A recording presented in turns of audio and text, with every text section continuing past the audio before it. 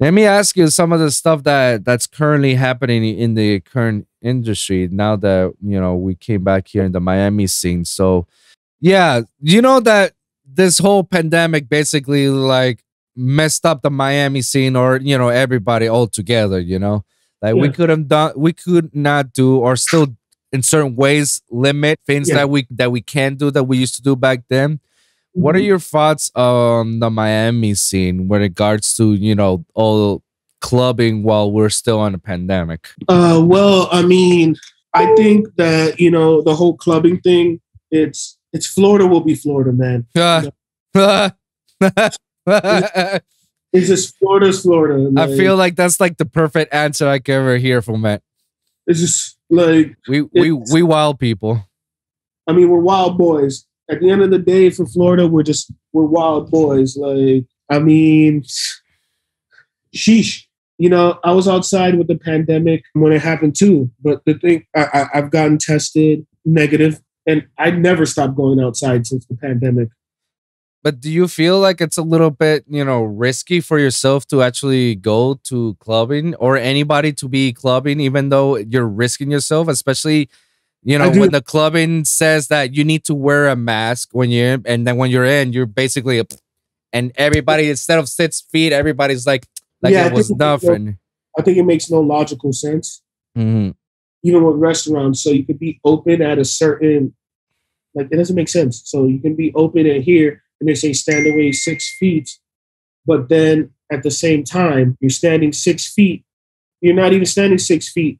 There's somebody standing like 4 inches away from me, and I see that they put the spots on the Yeah, floor, yeah, the stickers. and I'm like, okay. So we could only open at 50% capacity. So then, are you going to be partying 6 feet away for the people who want to party? So this whole pandemic for me is just like Miami's a party city. We're known for a party city. Hmm. This is what we do. Like, you know what I mean?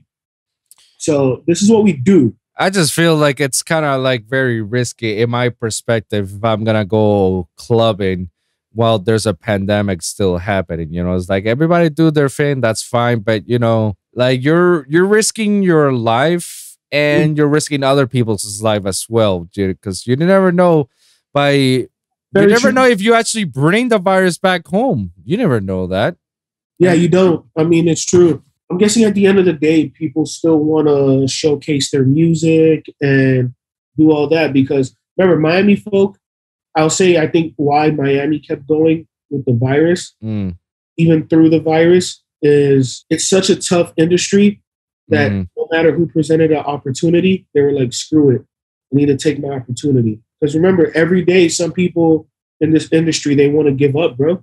Yep. They want to give up. Every day, there are a lot of people in the industry that are just like, you know, like I've worked so hard here with the politics. They want to give up. So if they have an opportunity to play a show or something, and then also imagine being locked away at home for, so long, because even with the pandemic, so no shops are open, nothing's open. You know what I mean? So imagine your favorite food spot you want to eat at. It's not open. Can't go out to the beach. You can't go see your friends. They're telling you and your friends can't see each other or hang out or this and that. Yeah, bro. It's like almost like everyone around the world felt like what it is to be in prison. Now everyone knows what people that are in prison feel like. Well, in a way. In a way. I mean, of course, I know it's a pandemic, but you know what I mean. Mhm. Stay at home. Don't do anything. And then it's like, okay, so how do we make money to survive? Because especially Miami. So how are we going to make money to survive? It was one of those, for me, the pandemic is like, it's one of those, like, if your savings were crap, Mhm. you'd be out on the street. If you had Mhm. savings, you're well enough, to get by until they say the pandemic is over. So this is one of those, the pandemic is, I think it's taught people how to, there's a saying, if you fail to prepare, you're preparing for failure. So it taught a lot of people who failed to prepare. Guess what? If this happens again, be prepared. That's my take on it. That's my take on that. But what I would say is, yeah, man, the club scene now. I mean, I've gone out to a couple clubs, and they're saying that right now they're saying we're not high risk or whatever. So it's cool that the scene is getting back to what it is. Maybe everything's going to change, from what we've seen in the last like 10 years. Remember, we just entered a new decade. So now we're the leaders of the new decade. Mm-hmm. So now we need to change the music scene, because these guys that are big and that we're running the scene, now that the torch is being handed down to us, what are we going to do to change the scene? Well, I'll tell you this. Yeah. I'm changing the scene by building this podcast, because I feel like I owe it to everybody. Everybody needs to know that this scene, this industry is not peaches and creams. It's not black and white. Like, no, there's more than meets the eye. There's the gray parts and this is exactly why I built the podcast, to talk about this stuff and talk to people about this sort of stuff, to share their experience. Because if you listen to many artists and their interviews on the podcast, it's basically a basic interview and question, answer. And the answers are not just like, not that big of an eye opener. And I feel like my podcast, I want to take my podcast to the point, like, I don't want to make this as a question answer. I want to make this as I want to hear what you had to go through to get where you are. I don't want to hear like, yeah, I've been a struggling artist for 4 years. Like, no. I want to hear your experience doing those 4 years. Like, what was it like to be a struggling artist for 4 years? Like, well, year one, I had to live in the couch, this, and that. See, that's exactly what I'm trying to do. I'm trying to change the narrative of this industry. I'm trying to prepare people, let them know it's like, hey, if you want to do this, follow these steps. Listen to all these people that made it, they're trying to make it, and are going through this shit. No, I'll tell you this, and if you want another story and like about what people got to do to actually come up, or at least get their foot in the industry, to open doors. Okay, so damn, I forgot the name of the club in Orlando, but it was a big club in Orlando. Guilt? All these new clubs. No, new clubs opened. I think they changed the name to like 576, but it used to be called something else. My boy Alex Wood used to play there. So it was a big club, and I got to play it. I got to play, of course, I got to play the main stage or the main room. What I had to do to go there was, people think, oh, you went to Orlando and played a big club there and this and that. I'm like, no, I didn't. I had to go with my boys. It was like 7 of us, and we all got a 1-bedroom motel, not even a hotel. And then I had to sleep on the floor. And we all, like a couple of us slept on the floor just for me to play that one event, just to get the name out there. So yeah, it's not all peaches and cream in the fucking industry that people think it is. So, and I'm glad that with this podcast, you're changing the narrative, because then maybe that'll make some people think, oh, I can just come into the industry and make it like that. Because I know a couple people like that they see everything on Instagram and they think, oh, shit, you know what? I can make it overnight through the internet. No, bro. Everyone you see made it has a financier and someone that has put money behind them.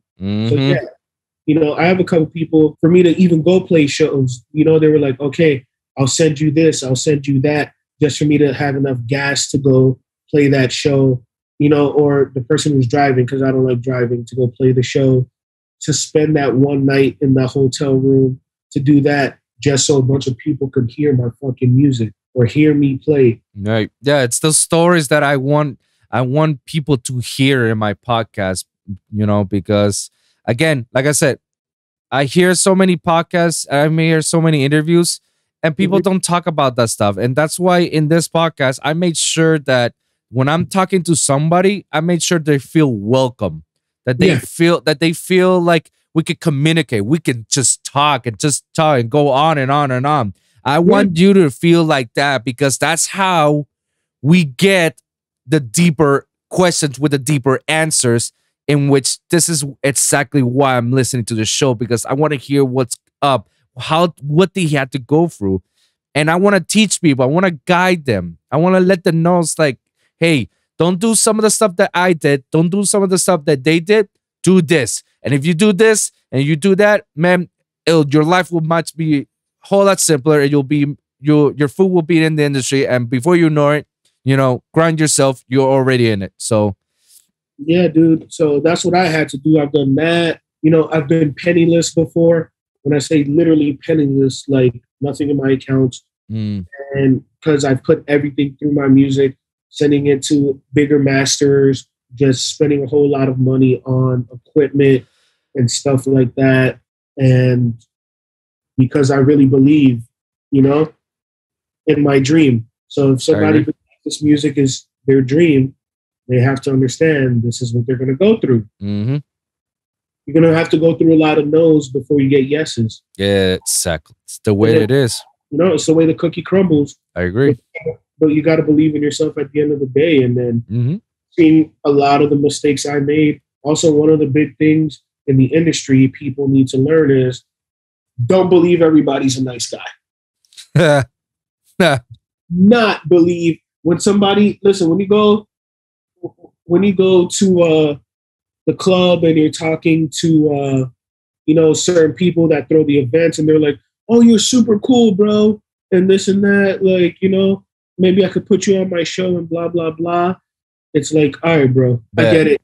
You're probably off the liquor right now, or you're off whatever you're off. So, you have that euphoric feeling where you feel happy and you love everybody. But because you bet your ass that the next day when you talk to that guy, he's like, hey, remember we met in the club and you were telling me that you're going to play me at this certain festival. They'll be like, who is this? Yeah. Or they'll be like, or they'll hit you with the, oh, I remember you, and then not ever talk to you again. Yeah, exactly. So that happens so much. Actually, somebody who mutually we used to we've worked with that used to throw events. I'll just say he's big on that. Who was that? I'd rather not say because sometimes I see him and I still show some mutual respect because you got to show some mutual respect. Sure. In the industry, yeah. They used to throw. I'll just say they used to throw a lot of shows at the Hangar. I know who you're talking about. Yeah, okay. Yeah. Yeah, I know who you're talking about. HM started getting shows, and you know who I'm talking about. Yeah, I know. Yeah, I know. The moment you mentioned Hangar, I'm like, okay, yeah, you got it. Bro, I remember when he had like Miha there. It was at the Miha show. He did that to me. Like, seriously? Yeah, he was like, oh, it's your birthday? Blah, blah, blah. Cool. All right, next show, I'll do that. And he did it to me like 3 times. I was like, all right, cool. Me being, someone that was excited because I'm like, yes, my hard work's going to pay off. He was just like, actually, Audigy had to tell me, Audigy was like, don't listen to him, bro. Like, he's probably like wasted. And just don't, he's like, bro, don't listen to anybody. These guys that throw these shows, the talent buyers and all that, or that throw the shows when they're at the club, because he taught me that lesson. That guy don't even throw shows anymore. I mean, I'm glad you're doing a show like this so we can keep it raw, because, I mean, his shows were like, one day he'll show love, one day he wouldn't. But, I mean, dude, that dude, personally, I see a dude used to be off so much blow. His mind probably wasn't even in the right place. Bro, like, I've seen some shit, and the only people I could ever trust in the promoting games is between the EON networks, Vincent and Phil. Oh, yeah. I love Vixen. That's I call her my big sis. Yeah. Lucho, because I've worked under him and I've worked closely to him. Mm-hmm. And I guess you guys, Powerhouse? Yeah. Those are like the only people that I can trust, that I know, that because every other promoter or promoter companies are scumbags, are very scummy, and have seen some shit that you wouldn't imagine, and I'm like, it's fuck, bro, it's fucked. And it's like, you know what? I guess this is what you call it, typical Miami. When you see shit like that, it's like, this is so fucked up, bro. Like, and I don't want to associate with those type of people, bro. Me neither, bro. I've seen. All right, so like, I saw when I went to an after party after one of my friends played, and there's this dude. He's like 40, and he has like a son and all that. But then he has young girls on his promotion team that he tries to hook up with, and then he's always. That's why I kind of hate these shows. Yeah, because it's like, you know, for example, I would say I elevated a little bit in the industry, and when I go to support a friend, I'm literally in my element, just standing, jamming out to the music. And then some of these people are stuck on the old rave days. Even the older people, they'll be like, hey, don't act like you don't know me and this and that. Remember where you came from. And it's like, dude, some people have so many big egos where it's like, so I can't just stand in a corner by myself. Like, yeah, you saw me come up, but I've gone past you.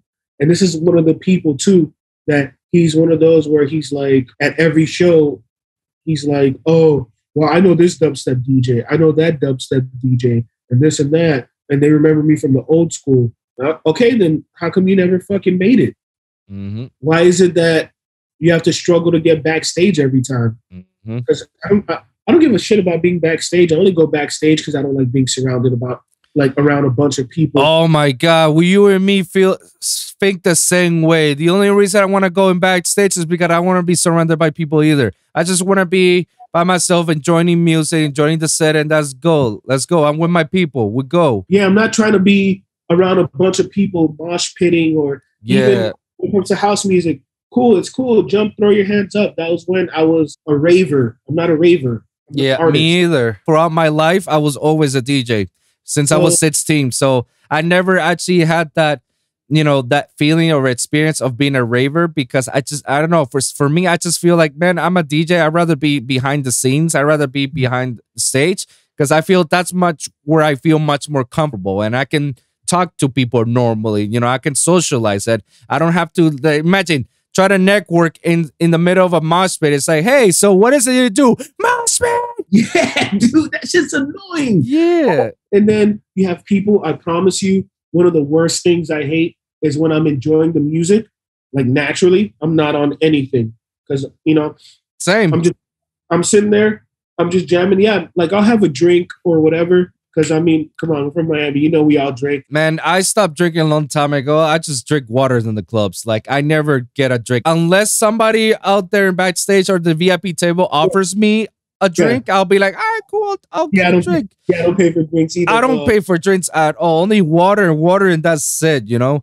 So I'll have water, and then, but I mean, like, if somebody's like, hey, you want a drink? Cool. You know, I mean, I'll have a quick drink, like, you know, a quick cocktail, whatever. But I'm literally enjoying the music, and then people are literally like either rolling face or doing this and that, and then they'll just come up to me like, "Hey, bro, this and that," and I'm just like, that's why I like going backstage with the fam because I'm just like, "Geez, bro, come on." Yeah. Yeah. Hey, how many did you take? What do you want? And then my response is always like, what? I'm just an asshole, you know, for most of the time. Thank God nobody has ever come to me because if not, I'll be an asshole to you. Straight up, it's like, yo, like, get the fuck out of me. All right, got it. You're all right. You're good. Just back. You're in my space. Like, back off, bro. I don't want to have to kick your ass right now, bro. Yeah, no, I've been asked that so many times, and I'm just like, all right, bro, just leave me alone, bro. Like, and you know, I pretty much hate that about the scene. Not hate that, because I don't really have hate. I just dislike that. Yeah. You know, what the scene has turned into, because me seeing the scene has turned into, it went from us actually having a good time and actually being real plur to people just taking a bunch of drugs. Now I feel like they use our industry as an excuse. As an excuse. Because there are people who don't even, like, I can listen to a song, a lot of EDM artists, and just without even lyrics, I can tell you who made that beat, because that's what I love. Mm-hmm. But you got a lot of people, yeah, this DJ's fire, and blah, blah, blah. Oh, yo, so you know this song, this and that? Nah, but, you know, I heard him at Ultra, or I heard him at EDC. What made you go? I don't know. My friends went, so I went. And then they just go and take a bunch of drugs, and they don't even know the history of that DJ, because certain DJs changed their name. For example, RL Grime. A lot of people didn't know he was Clockwork. I was listening to RL Grime since Clockwork. Interesting. I didn't know that either. Yeah. RL Grime, before he went mainstream and started making some of the stuff he made, he was making like progressive electro as Clockwork. Because Clockwork was one of my favorite DJs. I follow every single DJ that has like kind of changed their names. Like Griffin, I don't know if you've ever heard of the... Nah, I met Griffin before. So Griffin, people don't know Seven Nation Army when Big Room was big. The song Seven Nation Army. The Big Room remix, a White Panda remix, Griffin was a part of that duo, White Panda. Oh, I have heard of White Panda. Griffin was in White Panda. Ah, interesting. Yeah, bro. Like, a lot of people want to be DJs and this and that, don't even know the DJ's history. Like, do you really want to be in the industry? Because a lot of people, I'll give them my history. Yeah, because years from now, people are going to be like, Nghtkrawler, oh shit, that was Ravehard Rick. That was DJ Ravehard. He had a song out like this, because in the industry, you know, once you finally learn how to, you know, you learn how to join BMI or AdsCap and all that, you know, it's a different level from when you just start out and you're like, let me just put out whatever music. So yeah, man. But that's crazy. You didn't know Clockwork was... No, I didn't know about that. I don't. Then again, I know RL Grime for a few songs. I'm not a RL Grime fan. Like, I'm more of a dubstep fan. Like, anything that's melodic dubstep or regular dubstep, those are mostly the genres I follow. So RL Grime is like, I've heard some of his songs and I play some of his songs. Yeah, but I'm not, you know, like before and after. You know, I'm like, okay, cool. Like, he's good. Yeah. I mean, he's really good. He kind of helped start the trap wave next to Bro Safari and Flosstradamus. And GTA. Yeah, Florida Boys. Yeah, we gotta show love to GTA, man. Shout out to those guys. I know, their hometown. Yeah. And they made it big. You know, they actually went to SAE. They graduated from there. Yeah, and I think one of them used to... One of them actually went there. And then I think one of them used to work at like GameStop. I think it was Julio. I think it was Julio, yeah. Because the other one, what was his name? Was it Matt? The white boy. He's the one who went to SAE. Okay, and then Julio is the other one. He's the Hispanic one. Yeah, the Hispanic. No, but the thing is, they actually make good music, man. I like their music. I like the trajectory of their music, of how it started and where it is right now. Like, it's dope how much they changed from what they were to what they are now. And that's the entire industry, man. The entire industry is, you know, it's about, you know, levels and progression and growth and evolution. To see now too, you know, I'm actually, let me tell you right now, I'm proud of what you're doing, because it's, you know, I see you've graduated a lot into a new level. Because sometimes I still ask, I'd be like, yo, what's up with Wolfson? Like, I've heard his tracks, and then I'm like, I don't see him. I know, right? That's wild. Yeah, and then a lot of people tell me too, they're like, when are you going to play another show? I'm like, I'm not. So did you quit DJing? No, there's only so much. And Audigy taught me that too. It's just like, there's only so much you can play in Florida before you just get bored of playing in Florida. I agree with that. I played in Florida. I even played in my hometown in Puerto Rico twice. Yeah. So it's like, I get the feeling. I wish, you know, that I could have taken a little bit further with my music career, but I was dealing with some inner demons, and I feel like that was much more important than, you know, doing that. Yeah. And once I got out of the headspace, I just felt like I don't want to do any more music for now. I'm just tired. Like, let me just go on a sabbatical or stuff. You know, let me just stop making music altogether, see how it feels. And when I started making this podcast, that's where I feel like, oh my God, I've never been so heavily invested on something since like I started making music. And now I'm just so involved with the podcast that I want to take this podcast to the next level. I want this to be one of my biggest brands. I want I want this to be what people will know me, not just being the dubstep guy, but I want people to know me as like, yo, that's Wolves from the Lone Wolf Pod.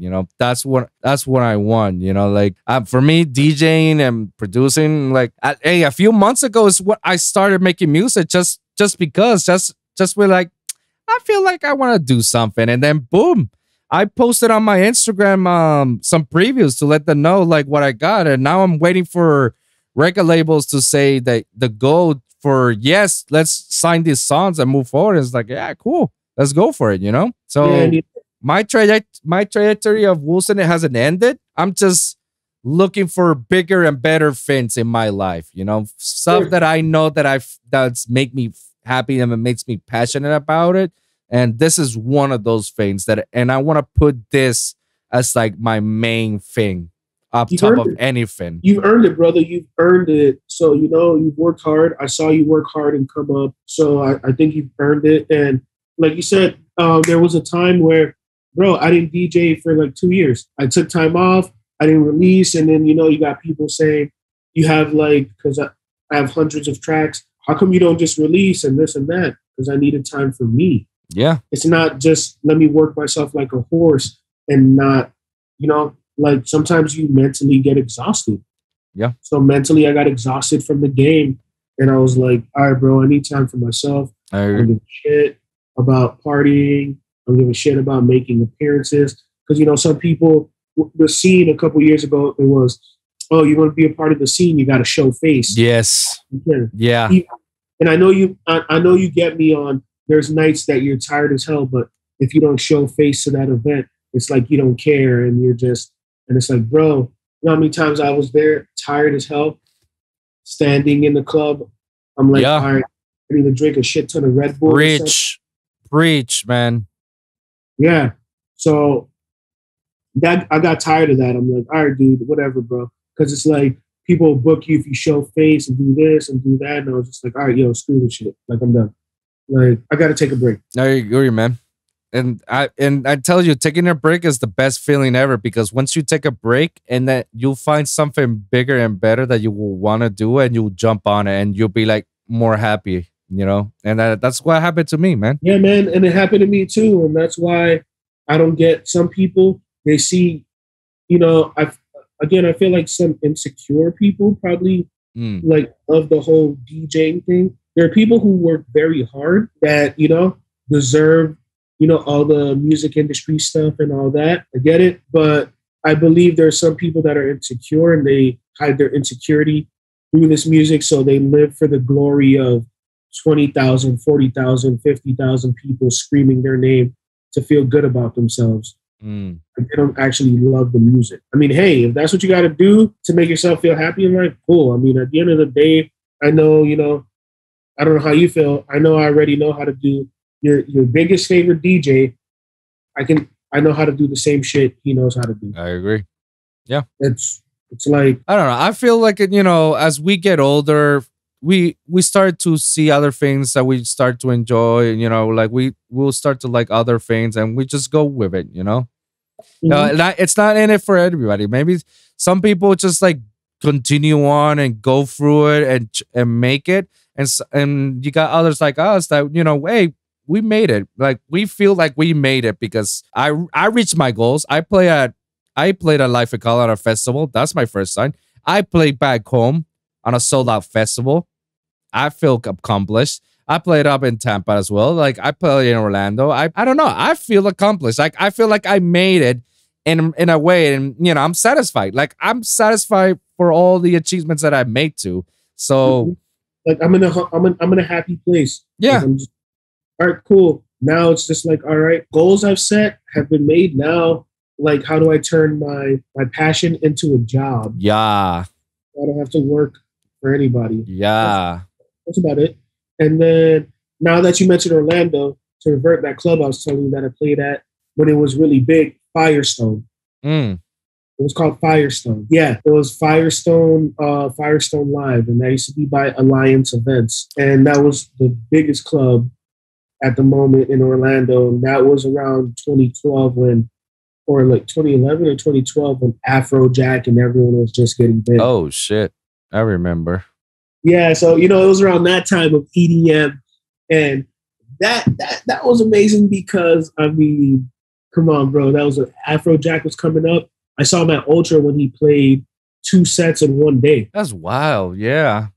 He played on a small stage, and I don't know if like a DJ canceled or something, but that was when "Take Over Control" became a huge song with Eva Simmons, Mm-hmm. and then that was when Avicii dropped "Seek Bromance." Oof, oof. I mean, I personally say this. I don't want to speak on the man, and I don't mean this in a bad way, but I think Avicii was battling some demons he didn't want to say, he didn't want to be open with. I mean, have you seen the documentary? You mean about what the documentary he was going to make about the child? No, the Tim Burke documentary about that story about his life before his demise.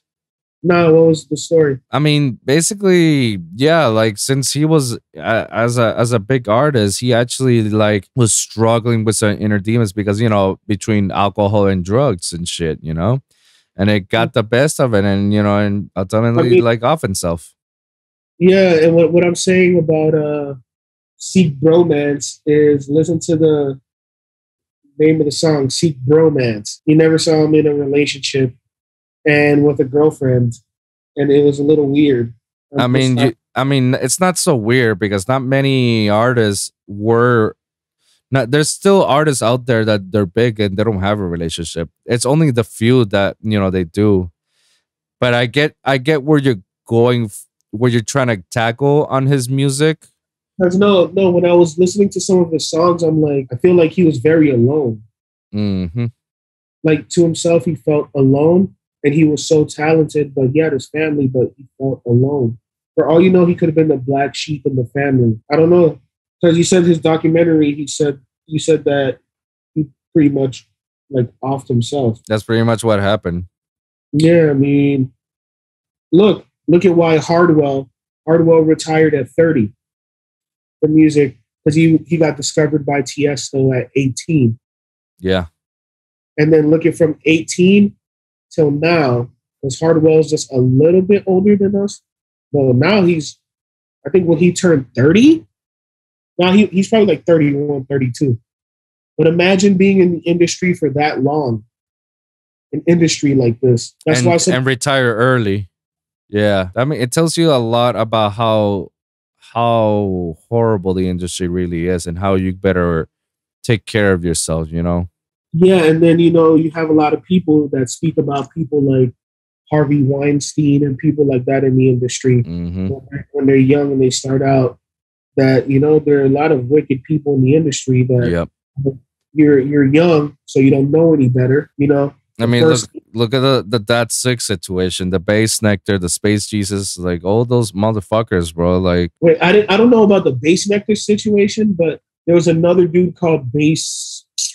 I forgot what his name was, but they said something about him too. And then he said Space Jesus. Hey, I've heard that dude's an asshole. Yeah, no. Between it's him and Bass Nectar, they were basically grooming people. Yeah. And there's like a strong case against him, his touring company, his label, his management company. It's a shit show, bro. Like there's like a huge lawsuit case against them. And I don't know how they're gonna come up with this.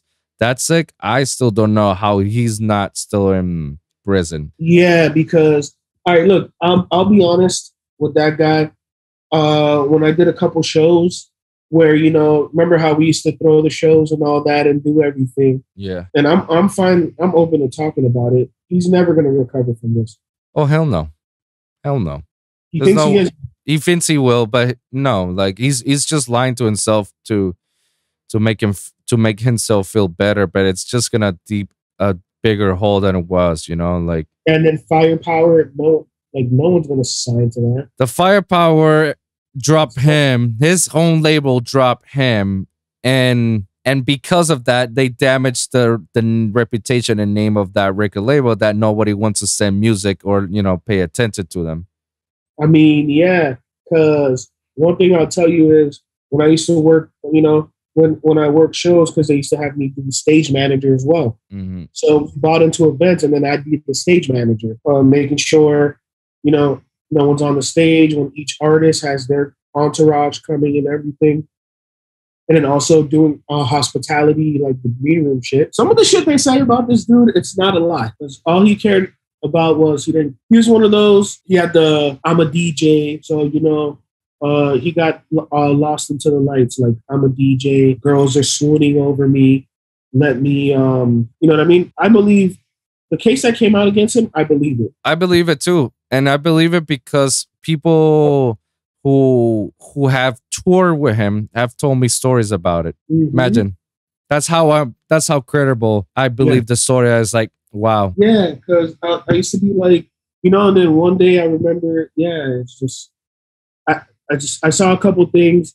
I've seen dirty and dark things in this industry that I'm just like, yep.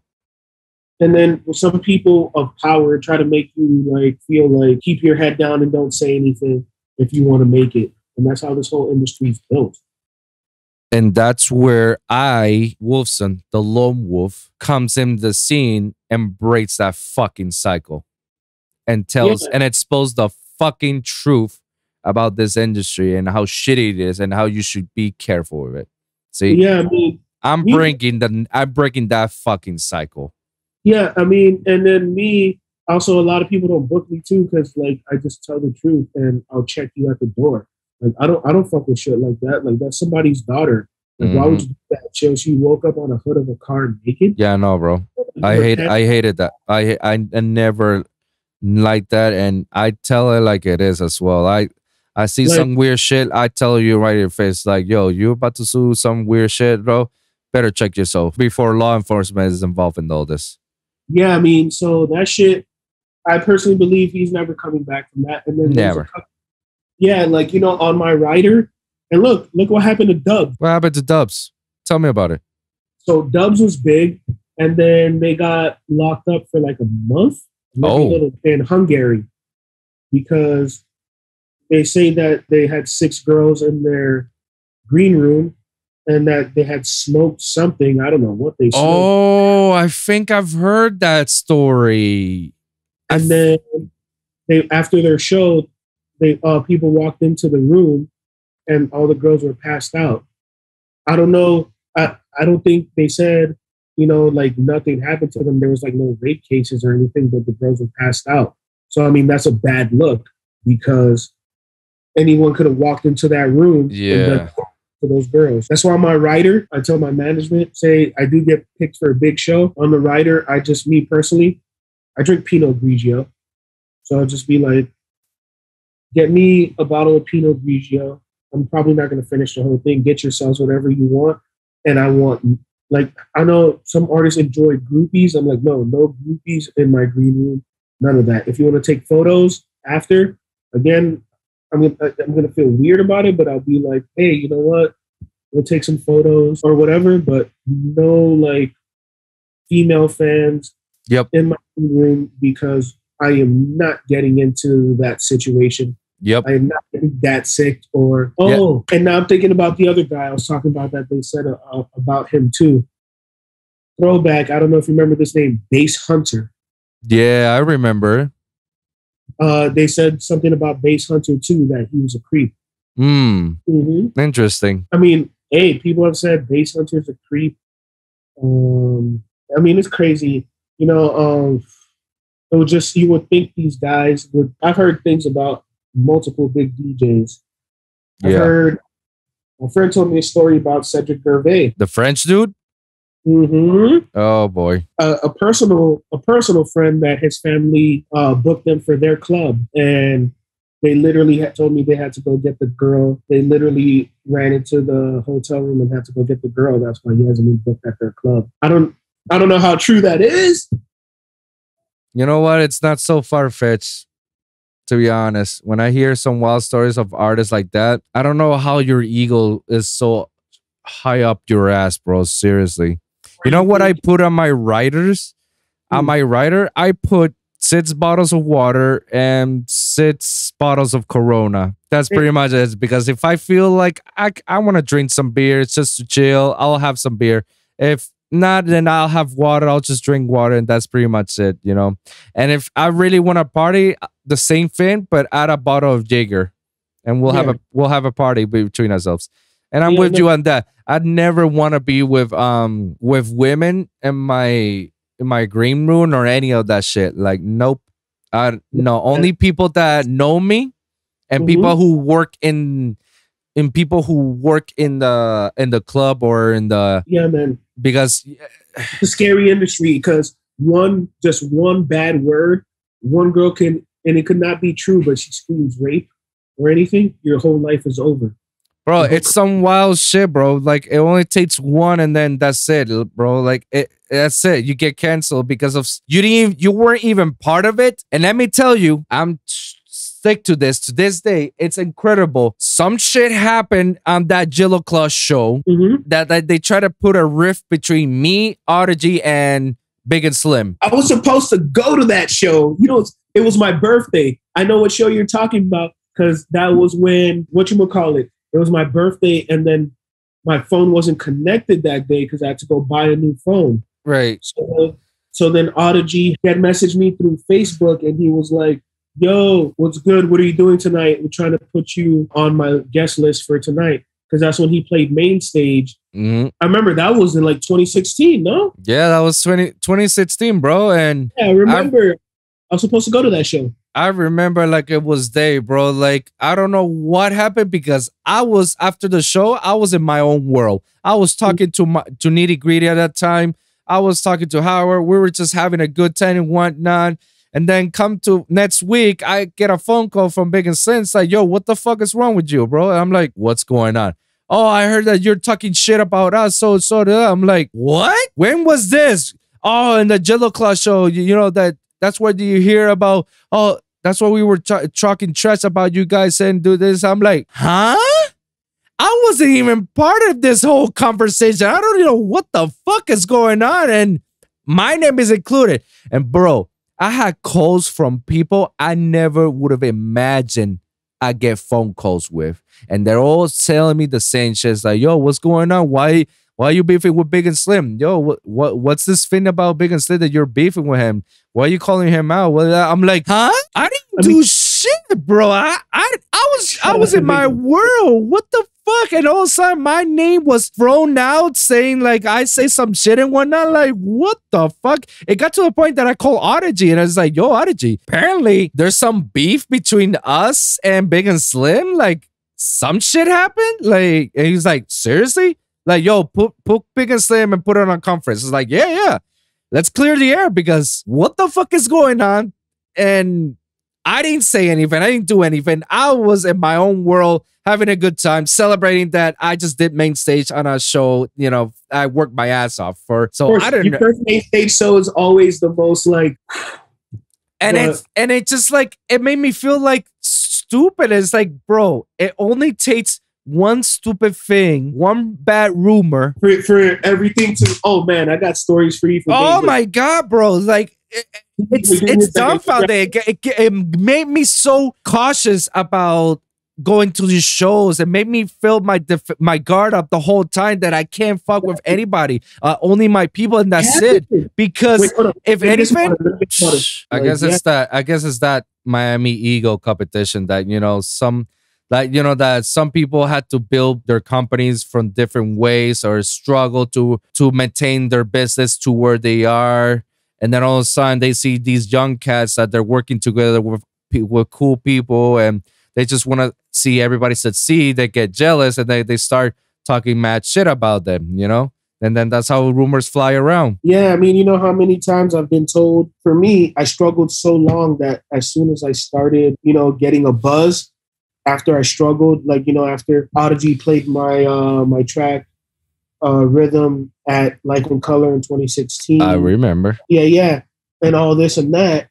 Yeah. Oh shit, I think I still got the video when you guys were on stage. Yeah, at that stage. Yeah, that stage. I know. We play some of the songs, man. That's where I play before Nitty Gritty blew up, be Nitty Gritty. That's where he gave me all the songs. That's like, yo, play this songs and I'll play on our set. And me and Audigy were just like going back and forth with songs and songs and songs.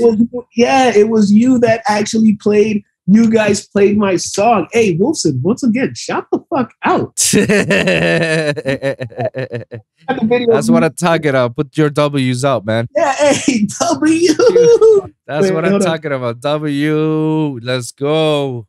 Yeah, so I remember that's when, and you know what's funny? I tell him, I was like, at first I used to think Audigy was cocky because I saw him at SAE because he was going to SAE at the same time as me. And I was like, man, this motherfucker's cocky. And then we became friends and I was like, yo, this dude actually helps people. People don't understand. Like, he's a good dude. And then that's when you boys played that song Rhythm. Mm-hmm. And dude, that actually changed my life a lot. So thank you again. Of course, brother. I got to go on a journey, bro, that, man, this has been an experience. And now I'm really in the industry, bro. So, like, yeah, you work hard and then you just got to dodge all the negative because, it's a repelling door. It's gonna keep happening unless, we got to make a change, but it goes with the new decade. Can we make the change? I agree, man. Wild stories happens in the industry, man. Some are good, some are bad, some are what? It happens. It happens, man. It happens as well, bro. Yeah, dude. That's why I don't like being in the industry anymore. No, I don't. I'm done with that. Nope. I'm happy in my own little bubble. It's a safe space, so. But you get what I mean? Yeah. It's too much drama, dude. That's why I'm happy to not be in the industry anymore. Yeah. So that's why my girl doesn't even go to my shows. I promise you. If I do another show, she's like, I don't even want to go to your shows. She trusts me enough. I know you'll come back home. She doesn't go to my shows. Yeah, bro. Pro tip: don't bring your girl to your show. I mean, it's okay to bring your girl to the show. You just gotta let her know you're gonna see some wild shit. Okay, it's just don't be surprised. It's just I guess nature's taking its course. I guess. Yeah, my girl doesn't like shit like that. So I'm like, she's not a jelly type, but she's just like the rave scene. I'm like, trust me, I'm just there to make an appearance. Yeah, my girl is not into EDM either. She could care less, but she knows I came from that world, and she knows that I've associated with people and in the industry and right. So she's very aware of my artistry and my followings and all that stuff. So one day I definitely want to take her, but she's like, it's okay, you could go. You don't need me. It's like, my girl listens to country music. Yeah, my girl listens to country music too. It feels so much better, like with aging, that we're not doing any of this shit anymore, and we're gonna change the game. And I feel like this is gonna shake the game. I agree. This is gonna shake the game and make the new people coming up realize, like, yo, don't be an asshole. Because we're watching. The people before us, cool, their time is done. We're watching now. Because just as I can call you, you can call me. When we find out somebody's being a little fucking asshole, it doesn't matter if we're different crews.